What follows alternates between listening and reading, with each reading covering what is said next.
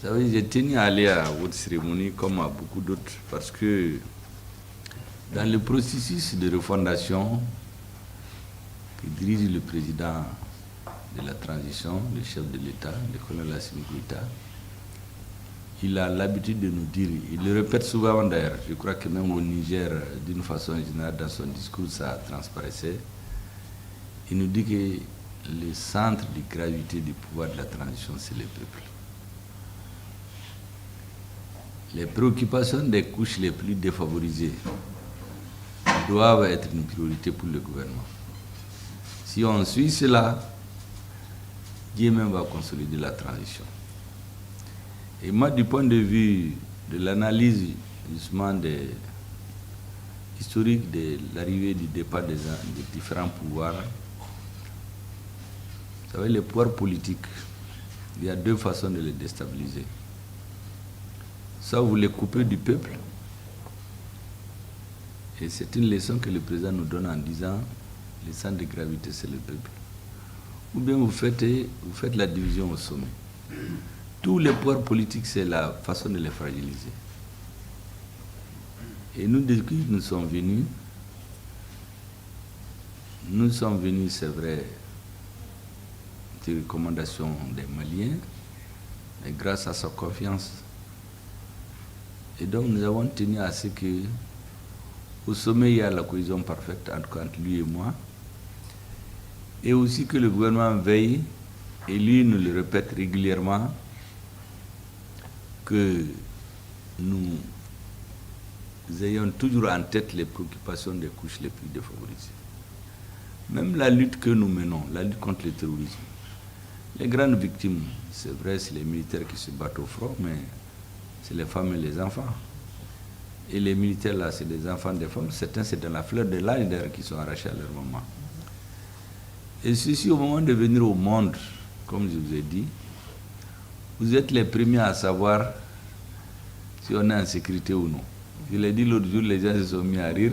Quand le bébé crie dans vos mains, bon, c'est une façon codée de se demander est-ce que là où il vient, là, il y a la sécurité. S'il ne dit rien, tout le monde sait ce qui s'ensuit. Donc vous êtes au début et à la fin aussi, quand on quitte ce monde-là, on ne parle plus. De la même façon dont on crie quand on vient, en partant, on n'arrive plus à parler. Donc c'est pourquoi je dis que les sages-femmes sont au début et à la fin de l'existence de l'homme. Et d'une façon générale, tout ce qu'on appelle dans le jargon comme ça, les petits métiers, c'est par habit d'ailleurs. Je l'ai développé l'autre jour devant les agents de la formation professionnelle. C'est eux, c'est vous qui faites le monde. Si vous voyez un président, un premier ministre, des membres du gouvernement, mais ils ont été des enfants. Ils sont nés dans vos mains. Ils ont couru devant leur maman nue, elle leur a tout appris. N'est-ce pas? À l'âge de la majorité, la seule personne de qui ne se cache pas, c'est leur femme et leurs médecins quand ils sont malades. Donc quand vous regardez en réalité, au début et à la fin de notre vie, au milieu, ce sont les femmes. Et je vous assure que souvent je détends l'atmosphère, mais c'est la vérité que je dis. Tous les hommes d'un certain âge, je le sais, entre nous on se parle souvent, bien on ne veut pas que vous entendez. Ceux qui ont 65, 68, 69, 70 ans et plus, ils disent, je ne sais pas pourquoi je n'ai pas eu beaucoup de filles. Parce que nous sommes bénins. On remarque tous à l'âge avancé que nos filles sont plus attachées que nous-mêmes, aux parents. C'est shahid souvent, on dit ici, quand il y a un garçon, je vous le dis, quand vous lui téléphonez, et dès qu'il commence à se fiancer, il est toujours sur répondeur. Mais quand sa fiancée lui téléphone, là, il prend tout de suite le téléphone, avant même la première sonnerie. Mais les filles, elles restent toujours attentives à leur père et à leur mère. Elles parlent toujours d'eux, ils s'occupent d'eux. Et donc, ça me fait toujours plaisir de rappeler ces choses-là. Chaque fois que j'en vais dans des réunions où il y a les femmes, les enfants, Parce que souvent aussi, il est bon de valoriser les choses. Il faut que les gens entendent l'importance qu'ils représentent pour nous, de leur vivant. Ce n'est pas des compliments qu'on jette comme ça, mais souvent c'est nécessaire. Il y a des vérités qu'il faut rappeler. Et pas plus tard que l'autre jour, les gens parlaient des droits de l'homme, des femmes, l'égalité femmes-hommes. Je leur dis que dans ma conception, l'homme et la femme, ce n'est pas des égaux. Ils se complètent. Ce que la femme peut faire, l'homme ne peut pas faire. Ce que l'homme peut faire, la femme ne peut pas faire. Ils peuvent s'entraider, se compléter. La femme, on appelle l'homme le sexe fort, mais c'est de façon abusive. Le sexe fort, c'est les femmes. Elles supportent plus dans la vie des hommes. Endurer 9 mois de grossesse, accoucher, traîner les enfants devant pendant des années, se priver de tout. Un enfant, même son père peut le laisser, mais la mère ne laisse jamais son enfant, sauf quelques exceptions près. Et donc, quand vous voulez diriger un pays et refonder la mentalité des gens, il est important de commencer par l'éducation des enfants. Et l'éducation des enfants, ça commence par leur famille. Et dans leur famille, c'est vous qui assistez à leur naissance, vous leur faites les premiers pas. Et donc, l'importance de votre association, comme beaucoup d'autres associations de ces métiers-là, on doit en être extrêmement conscient dans le pays. Nous, on a une tradition, on parle des grands diplômes, ceux qui sont au sommet. Mais en réalité, je vous ai dit tout de suite, vous êtes président, premier ministre, membre du gouvernement, vous avez été un enfant d'une femme. Vous avez une sage-femme qui vous a vu né, votre maman et votre grand-mère qui vous ont né. Après, quand vous devenez grand, vous vous protégez, vous mettez les parfums, mais après, votre femme vous voit nu. Donc, c'est la seule personne dont on ne peut rien cacher en dehors de Dieu. Et donc, pour mener une vie heureuse, il faut que la femme soit heureuse dans la société. Une société où la femme est heureuse, c'est une société qui s'épanouit. Parce que quand elle est heureuse, ça se sent sur ses enfants, sur son mari, sur son entourage. Et donc, si on veut reconstruire notre société, il est important qu'on donne toute la reconnaissance nécessaire aux femmes, aux enfants et à tous les métiers. Comme je disais tout de suite, Premier ministre, président, membre du gouvernement, mais ils ont besoin d'une maison avec des carreaux, ils ont besoin de tables, mais ça là, ceux qui le font, ils ne peuvent pas le faire. Vous mettez maintenant avec un menuisier ou un plombier, il va faire son travail, moi je ne peux pas faire. Vous levez le matin, votre robinet coule, si vous n'avez pas quelqu'un pour réparer, il faut vous gâter toute la journée.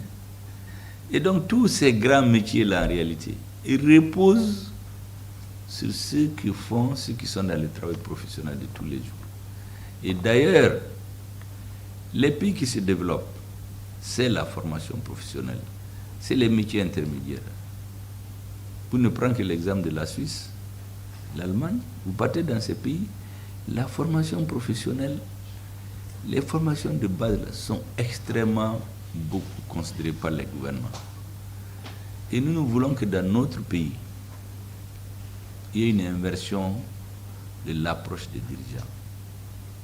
Ça, c'est vraiment les orientations du président. Même les questions de sécurité. Vous regardez dans notre pays, avant, les soldats mouraient par quantité, on les enterrait. Il y avait même des anecdotes sur les militaires maliens. Mais tout ça, aujourd'hui, je ne dis pas que les gens ne meurent pas, mais ces anecdotes sont finies. Les soldats maliens sont devenus des héros, des exemples partout dans le monde. Mais qu'est-ce qui a changé? C'est le même pays, c'est les mêmes hommes, c'est le leadership. Ça veut dire que les dirigeants doivent avoir une claire conscience de leur rôle. Ils sont de passage. Mais le temps qu'ils soient là, il faut qu'ils aient leur marque. Et l'une des missions que nous nous sommes assignées, c'est de valoriser tous les métiers au Mali, notamment les métiers intermédiaires sur lesquels repose la société. Et le cas des sages-femmes, ça, j'en ai suffisamment parlé. Vous êtes au début à la fin de tout. Et donc, je voudrais vraiment vous féliciter et vous dire que vous pouvez compter en tout cas sur nous. Vos premiers alliés au Mali, c'est le président et le Premier ministre. Je sais ce qu'ils pensent de ces métiers. Je sais ce qu'ils pensent des métiers intermédiaires. Je sais ce qu'ils pensent de la population en général. Et donc, nous, ce qu'on attend de vous, c'est qu'on ait grande satisfaction de voir que le pays avance. Parce que tout gouvernement, pour être légitime, il doit faire en sorte que la population se sente un peu plus heureuse. Tous les débats qu'il y a entre nous politiques, démocratie, dictature, consensus, ça c'est le discours entre les politiques. Le plus important, c'est que les peuples vivent mieux. Ça, c'est le plus important. Le modèle politique, là, c'est celui qui rend la population plus heureuse. C'est qu'un grand homme politique, il est rappelé, chinois, disait, il dit que le chat soit gris ou blanc pourvu qu'il attrape la souris. Quelle que soit la façon dont le régime vient, il faut qu'il assure la sécurité physique, la sécurité alimentaire, la sécurité sanitaire, la sécurité éducationnelle. Un régime qui ne peut pas assurer ça, il ne peut pas être légitime, quelle que soit la façon dont il vient. Et la sécurité sanitaire ne peut pas aller sans vous, d'une façon générale. Comme les autres métiers, je pouvais dire à peu près la même chose les concernant. Et donc, je voudrais vous dire aussi merci beaucoup. Et donc, ce que vous faites là, ça nous fait chaud au cœur. Je voudrais juste que Dieu vous aide dans ce que vous faites. Et dites-vous que le Mali repose sur vous. Le Mali compte sur vous. Nous ne pouvons pas réussir sans votre travail. En cela, je vous dis merci et merci beaucoup encore.